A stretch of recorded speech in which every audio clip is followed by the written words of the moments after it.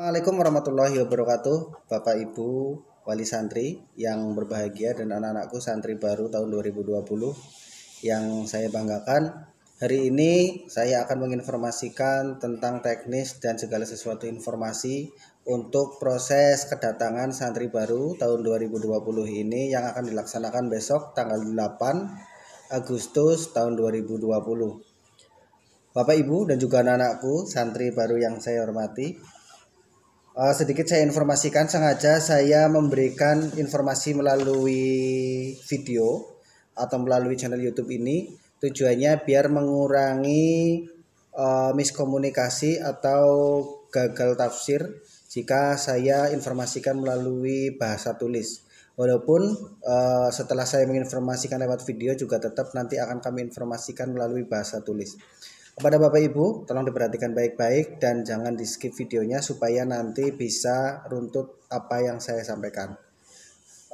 Terima kasih Bapak Ibu. Kemarin pada tanggal 3 atau 4, madrasah mengirimkan surat tentang pemberitahuan kedatangan santri baru tahun 2020. Bapak Ibu perlu dipahami bahwa surat pemberitahuan tersebut itu adalah berupa pilihan. Jadi Bapak Ibu punya pilihan apakah memperkenalkan putra-putri Bapak Ibu untuk datang ke pesantren atau tidak. Jika Bapak Ibu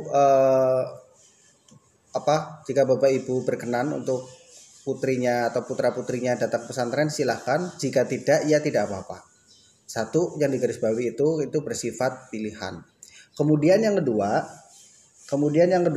yaitu tentang kedatangan.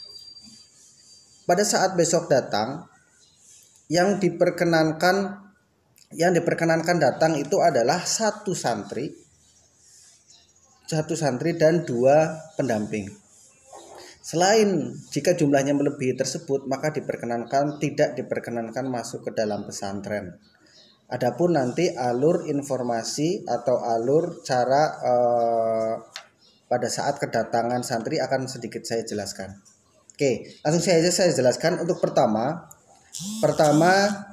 di gerbang jalan raya kita ada dua jalur. Yang pertama adalah jalur masuk, yang kedua adalah jalur keluar. Jalur masuk itu kita bikin di jalan yang sebelah barat. Jalan yang sebelah barat kita jadikan itu sebagai jalur masuk, jalan yang sebelah timur kita jadikan itu sebagai jalur keluar. Dan kepada Bapak Ibu, untuk jalur masuk dipastikan lewat jalur masuk dan jalur keluar hanya untuk keluar. Jika Bapak Ibu masuk ke jalur keluar, maka Bapak Ibu akan dialihkan ke jalur masuk. Kemudian di saat di jalur masuk itu terdapat checkpoint. Di checkpoint itu bahwa untuk kehadiran peserta atau santri baru itu dibagi menjadi 3 shift 1, shift 2, dan shift 3. Nah, jika Bapak Ibu tidak terdapat di shift itu, nanti akan di checkpoint di situ. Misalkan belum waktunya untuk datang, maka Bapak Ibu tidak diperkenankan masuk ke gang tersebut. Bapak Ibu dipersilakan untuk istirahat dulu atau mencari ruang untuk menunggu sampai batas shift itu berjalan atau batas shift itu berlaku. Nah, misalkan Bapak Ibu di absen atau di checkpoint di situ, Bapak Ibu udah lolos checkpoint di situ, dipersilakan masuk. Nah, kemudian setelah dipersilakan masuk, Bapak Ibu akan melewati jalan desa menuju ke Ponpes Modern Al Azhari. Setelah berada di depan Ponpes, Bapak Ibu dipersilahkan turun, dan yang turun cukup 1 santri dan 2 pendamping saja. Jadi diperkenankan kepada Bapak Ibu untuk tidak membawa balita atau tidak membawa neneknya, kakeknya, keluarga besarnya. Tidak perlu membawa itu, cukup 1 santri atau peserta dengan 2 pendamping. 2 pendampingnya silakan boleh Bapak, boleh Ibu, atau boleh siapa, yang penting ada 2 pendamping. Setelah kemudian Bapak Ibu turun dari mobil atau turun dari kendaraan. Nah, kemudian di situ Bapak akan ada checkpoint tentang pemakaian masker. Jadi wajib menggunakan masker. Setelah menggunakan masker, Bapak Ibu akan diarahkan ke cuci tangan. Bapak Ibu wajib melaksanakan cuci tangan di situ. Kemudian setelah cuci tangan, Bapak Ibu akan dicek suhu. dicek suhu, baik itu peserta maupun pendampingnya semua dicek suhu.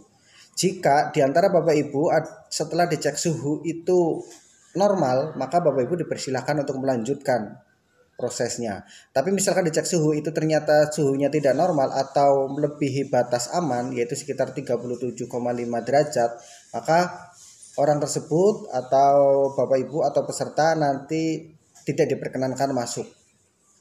Oke. Kemudian setelah pencatatan suhu, peserta untuk melanjutkan yaitu tentang cek administrasi. Cek administrasi kemarin sudah saya informasikan setiap peserta untuk membawa surat keterangan sehat, surat permohonan kembali ke pondok pesantren, kemudian surat kesanggupan di karantina dan lain sebagainya yang kemarin sudah saya informasikan. Nah, itu nanti dikumpulkan. Untuk form 1 dan form 2 yaitu tentang surat permohonan kembali ke pondok pesantren dan surat persiapan atau kesediaan di karantina. Nah, itu kemarin kami sudah mengirimkan file. Silakan file itu di-print di rumah, diisi di rumah. Nanti di sini tinggal mengumpulkan saja. Jadi tidak repot di sini, langsung diisi di rumah atau di jalan atau silakan disiapkan terlebih dahulu. Kemudian setelah selesai mengecek administrasi dan dianggap lolos untuk administrasinya, nanti peserta dan 2 pendamping itu melanjutkan yaitu kecek perlengkapan.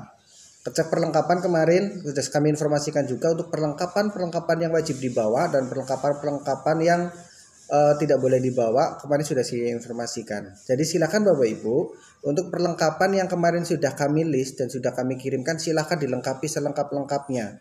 Dan di situ juga jika ada Bapak Ibu atau peserta yang membawa perlengkapan di luar dari catatan perlengkapan yang kami informasikan akan kami kembalikan dan dibawa pulang lagi. Kecuali mungkin makanan atau sesuatu yang bersifat darurat atau bersifat obat pribadi dan lain sebagainya nanti bisa dikonfirmasikan dengan petugas perlengkapan. Selain itu juga ada perlengkapan tambahan, termasuk di situ ada masker, ada face shield, kemudian ada sanitizer, kemudian ada sabun dan lain sebagainya, itu juga wajib dilengkapi. Karena jika nanti perlengkapan itu tidak lengkap, maka Bapak Ibu juga belum atau tidak diperkenankan untuk melanjutkan proses berikutnya. Jadi dipastikan sebelum masuk ke dalam proses tersebut semua perlengkapan sudah dicek dan lengkap.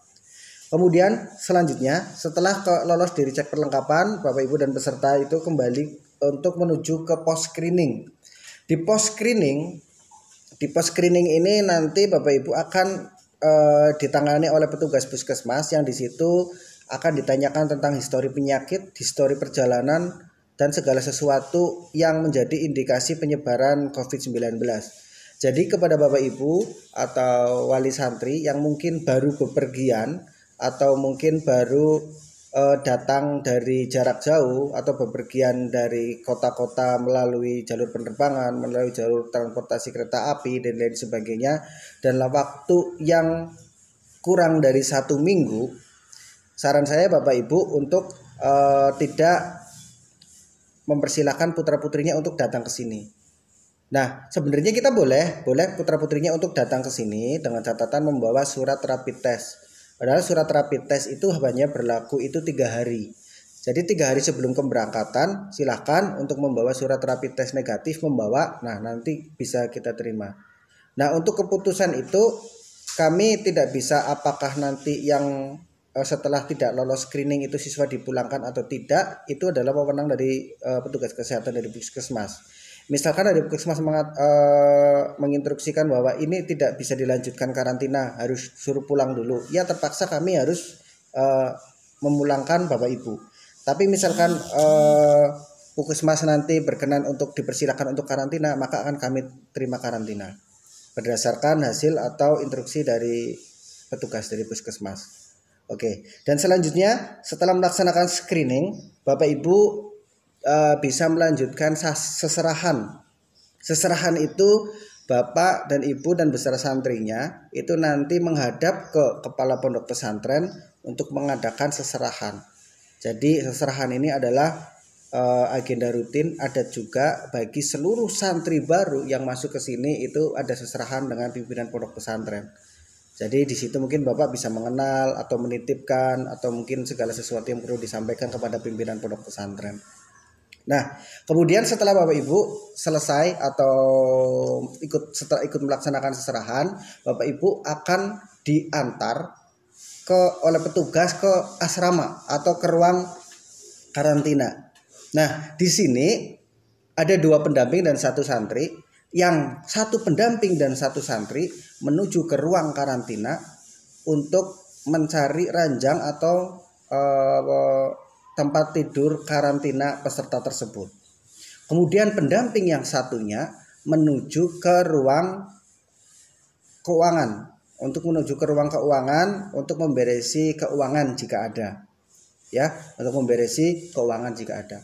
Terus kemudian setelah itu untuk yang pendamping yang bersama peserta bisa mendampingi anak di peserta sambil menata ruang atau sambil menata barang-barang atau mungkin menanyakan segala sesuatunya di situ bersama 1 pendamping dan 1 santri. Untuk yang 1 pendampingnya itu setelah dari ruang keuangan atau dari loket keuangan bisa langsung menuju ke ruang rapat. Bisa menuju ke ruang rapat yang lokasinya itu di lantai 2 dari loket keuangan. Nah, di ruang rapat itu Bapak Ibu sambil menunggu peserta yang lain untuk rapat peserta sesi 1. Untuk rapat peserta sesi 1, jadi ada 2 pendamping. Yang pertama itu nanti untuk masuk ke loket keuangan dan dilanjutkan rapat. Untuk pendamping yang 1 itu untuk mendampingi putra-putrinya untuk masuk atau menuju ke asrama, membawa barang-barang dan menata lokasi di ruang karantina itu. Oke, itu untuk urutan sampai ke rapat. Kemudian setelah rapat selesai, pendamping yang ikut rapat dan pendamping yang tadi ikut di asrama dipersilahkan untuk pulang atau dipersilahkan untuk meninggalkan pesantren. Nah, di sini kami tidak menganjurkan untuk menunggu lama-lama karena kami harus antri dengan peserta berikutnya di sesi berikutnya. Jadi silakan setelah selesai Bapak Ibu bisa langsung meninggalkan lokasi pondok pesantren melalui jalur keluar yang sudah kami siapkan.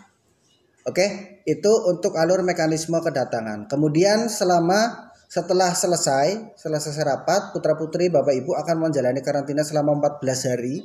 Yang di dalam karantina itu ada beberapa kegiatan tentang cek kesehatan, screening setiap hari, makanan yang diatur, kemudian kegiatan olahraga yang diatur dan lain sebagainya. Di situ Bapak Ibu memastikan bahwa putra-putri tersebut mengikuti semua kegiatan itu dan akan kita pandu dan akan kita jaga. Jika Bapak Ibu mempunyai informasi untuk menanyakan informasi atau mungkin sebaliknya putra-putri panjenengan atau putra-putri Bapak Ibu butuh informasi dari Bapak Ibu, nanti bisa lewat nomor telepon yang akan kita bagikan atau bisa lewat wali kelas atau bisa lewat PJ asrama atau lewat PJ karantina yang akan kami informasikan berikutnya. Itu untuk alur mekanisme kedatangan peserta atau santri baru. Saya ulangi lagi, saya simpulkan. Yang pertama adalah checkpoint di pintu masuk. Kemudian yang kedua adalah cuci tangan. Kemudian cek suhu, cek administrasi, cek perlengkapan. Kemudian screening. Kemudian seserahan. Setelah seserahan, peserta ke asrama, salah satu pendamping ke keuangan, dan juga ke ruang rapat. Setelah selesai dari ruang rapat, kemudian Bapak Ibu dipersilahkan untuk kembali ke rumah masing-masing atau meninggalkan pondok pesantren.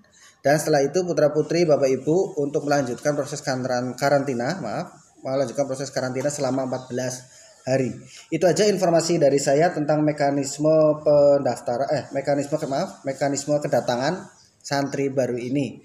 Jika Bapak Ibu kurang jelas atau mungkin ada bahasa yang multitafsir atau bikin Bapak Ibu bingung, silahkan bisa nulis di kolom komentar atau mungkin bisa tanya ke wali kelas untuk penjelasan lebih lanjut. Dan kepada Bapak Ibu diharapkan untuk merekam dan mengetahui informasi yang saya bagikan ini. Jangan sampai telat informasi yang akhirnya menjadi kendala Bapak Ibu sendiri untuk kedatangan santri ke sini. Itu aja yang perlu saya sampaikan. Mungkin banyak salah, mohon maaf. Saya tunggu. Sehat selalu, jaga kesehatan. Assalamualaikum warahmatullahi wabarakatuh.